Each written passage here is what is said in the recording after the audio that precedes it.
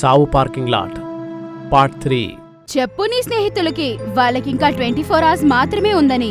నాకు మేఘ దొరకలేదంటే తన శవం మీ ఇంట్లో ఉంటుంది, సరేనా? Your time starts now. ఇప్పుడిప్పుడే ఆ ఘోరి చావుకి దగ్గరగా వెళ్ళి వచ్చాడు. అతను ఒక మూలన కూర్చొని పొగ తాగుతూ ఉన్నాడు. మిస్టర్ చార్ల్స్ కూడా ఆశ్చర్యంతో ఏదైనా సమాధానం దొరుకుతుందనే ఆశతో అఘోరి వైపు చూస్తూ ఉన్నారు.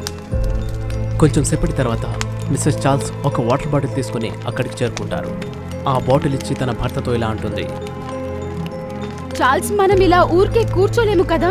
మేఘ యొక్క ప్రాణాలు ప్రమాదంలో ఉంది. ఏ ప్రణాళిక లేకుండా అక్కడికి వెళ్ళడం చావు నోట్లో తల పెట్టినట్టుగానే అవుతుంది. ఇది తప్ప మా దగ్గర వేరే దారేముంది? హేమాని బ్రతికించడం అంటే మేఘ యొక్క ప్రాణాల్ని ప్రమాదంలో పడేసినట్టే. శక్తులతో కానీ మాయతో కానీ నియంత్రణలోకి తెచ్చుకోని ఆత్మను బుద్ధిబలంతోనే నియంత్రణలోకి తెచ్చుకోవాలి. కానీ ఎలాగా? ఇంతకు ముందు ఆ దయ్యం మన ముందుకొచ్చినప్పుడు అది నీ ప్రాణాలు తీసేబోయింది. భోలా భక్తుడిని చావుతో రోజు చెలగాటమాడుతూ ఉంటాను నేను. ఒకవేళ ఇదే చివరి రాత్రి అయితే గనక నేను దానికైనా సిద్ధమే.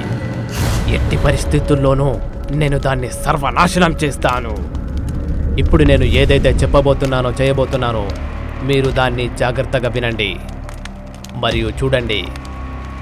అఘోరి చార్ల్స్ దంపతులను తీసుకొని ఆ అగ్నిగుండం దగ్గర కూర్చున్నాడు. ఇక యజ్ఞం మొదలుపెట్టాడు. ఇక మంత్రం చదివిన ప్రతిసారి నెయ్యిని ఆహుతులు వేస్తున్నాడు. మిస్టర్ చార్ల్స్ కూడా అఘోరితో పాటు మంత్రాల్ని వల్లిస్తూ ఉన్నాడు. యజ్ఞం అయిపోయిన తర్వాత అఘోరి ఇద్దరి తలపైన విభూతి రాశాడు. తర్వాత వాళ్లతో ఇలా అన్నాడు, నా మహాదేవుని యొక్క విభూతి మిమ్మల్ని తప్పక రక్షిస్తుంది. ఇప్పుడు మీరిద్దరూ బయలుదేరాలి. ఇక నేను త్వరలో మిమ్మల్ని నా పార్కింగ్ లాట్లో కలుస్తాను. ఇలా చెప్పాక అఘోరి అడవి లోపలికి వెళ్ళిపోతాడు. ఇక ఇటువైపు చార్ల్స్ దంపతులు కూడా వారి కారు వద్దకు వెళ్ళారు. ఒకవైపు దయ్యంతో పోట్లాడడానికి ప్రయత్నాలు జరుగుతుంటే ఇంకోవైపు ఆర్య మేఘాని ఎలా చిత్రహింసలు పెడుతుందంటే జైల్లో ఉన్న పోలీసులు ఖైదీలను కూడా అలా హింసించారు. ఆర్య తనకున్న ఆత్మశక్తులతో మేఘాని గాల్లో పైకి లేపుతుంది. అప్పుడే తన శరీరాన్ని గోడకేసి కొట్టేస్తుంది, లేదంటే శరీరాన్ని మడత పెడుతుంది. దాంతో ఆమె నొప్పి భరించలేక కేకలు పెడుతూ ఉంటుంది.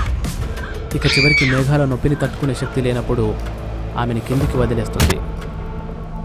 అరే యార్ మేఘ, నిన్ను ఎవరు ఇంతవరకు ప్రేమించలేదా? 3 hours నుంచి నేను నిన్ను టార్చర్ పెడుతున్నాను. ఇప్పుడు చూస్తుంటే నాకు కూడా బోర్ కొడుతుంది. నన్ను వెళ్ళనివ్వు. నేను నీకేం అన్యాయం చేశాను? నువ్వెవరో కూడా నాకు తెలీదు. ప్లీజ్ నన్ను వెళ్ళనివ్వు, ఐ బెగ్ యూ. అబే యార్, మళ్ళీ అదే పాత కథలు నువ్వు ప్రారంభించావా? ఇంకేం కొత్తవి లేవా? సరిపదా, నేను నీకు కొత్తది నేర్పిస్తా. ఇలా చెప్పాక ఆమె తన వెంట్రుకల్ని వదిలి చేస్తుంది. తర్వాత తన మెడలో ధరించిన హారాన్ని తీసేస్తుంది.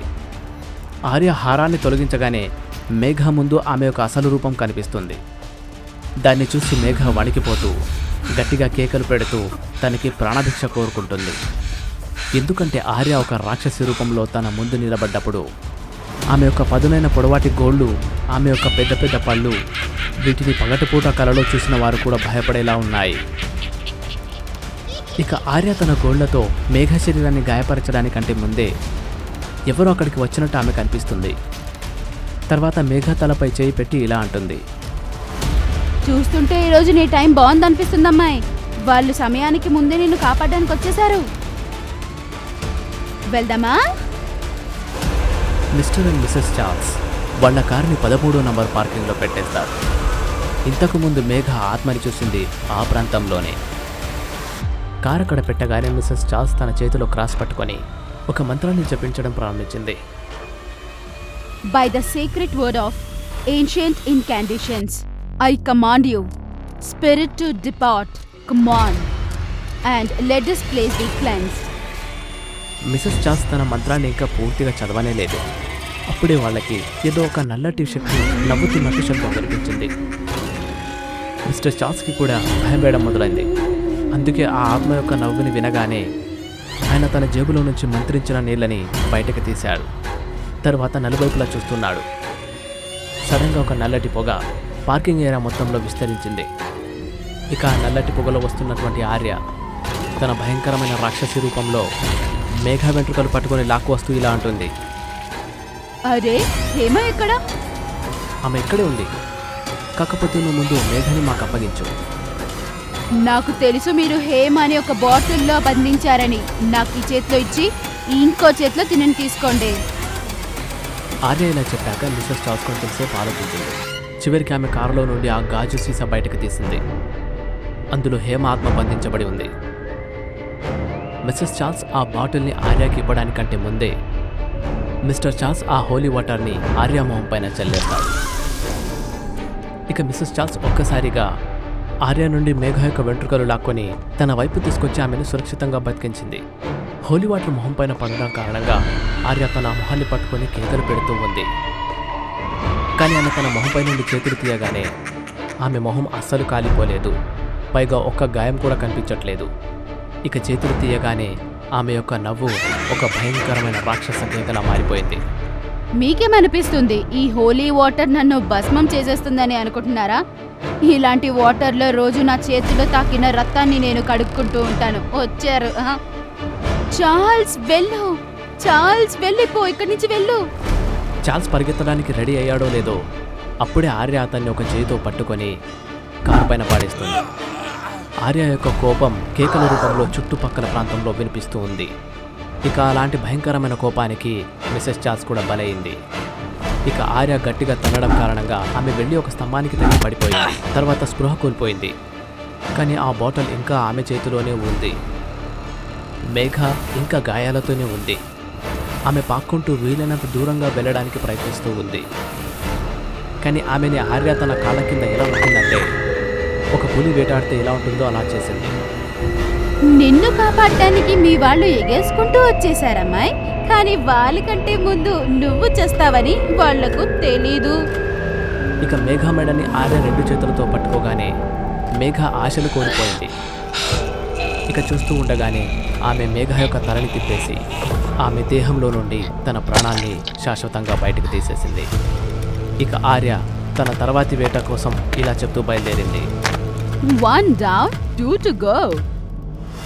ఆర్య పార్కింగ్ ప్లాట్లో ఒక మూలన పడి ఉన్న ఇటుకని తీసి మిసెస్ చార్ల్స్ యొక్క తలపైన పెడుతుంది. కానీ మిసెస్ చార్ల్స్ యొక్క తలకి ఆ ఇటుక తగలడానికంటే ముందే ఆ ఇటుక ఒక రక్షా కవచానికి తాకి వచ్చి మళ్ళీ ఆర్య తలకి తగిలింది. నిజానికి ఈ ఇటుక మళ్ళీ తనకే వచ్చి ఎలా తగిలింది అని ఆమె షాక్కి గురైంది.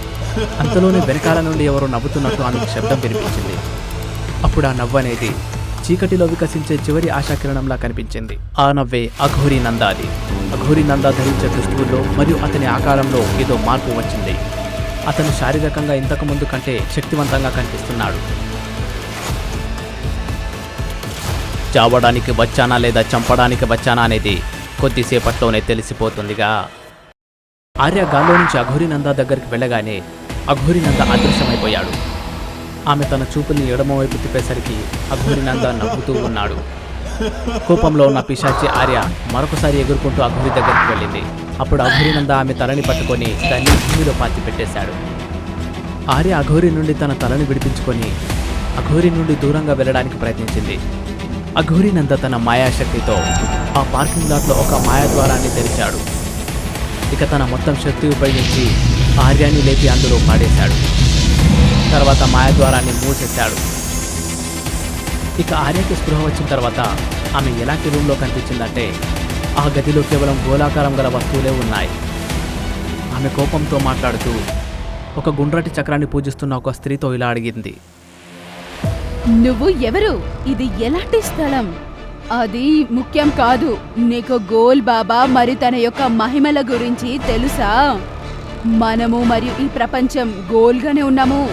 నోరు మూసుకో పిచ్చమ్మాయి. నాకు ఇక్కడి నుంచి వెళ్ళడానికి దారి చెప్పు, లేదంటే చనిపోతావు. ఇక ఆర్య తన మాటలని పూర్తి చేయడానికంటే ముందే కమల ఆమెను కూడా బలి తీసుకుంది. ఇలా ఆమె ఎన్నోసార్లు చేసింది. ఇక చూస్తూ ఉండగానే ఆర్య కమల యొక్క గుండ్రటి ఆకారంలో గుర్తించుకోబడి ఆమె అందులో శాశ్వతంగా నిక్షిప్తమైపోయింది.